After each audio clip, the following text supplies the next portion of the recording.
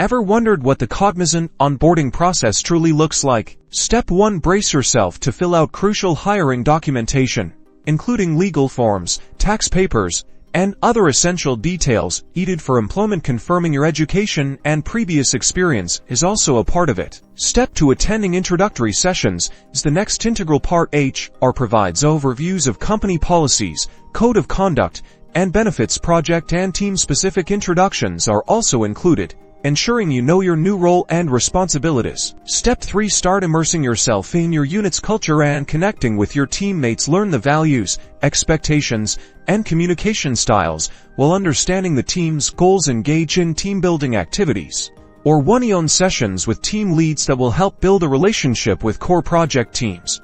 Step 4. Now begin grasping your core project tasks, including your initial responsibilities and scope for the project. Project-specific tools and access. Your project manager or mentor is essential, as these people support your growth through the entire process.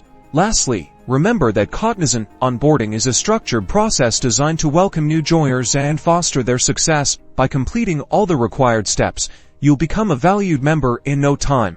Welcome to the Cognizant family.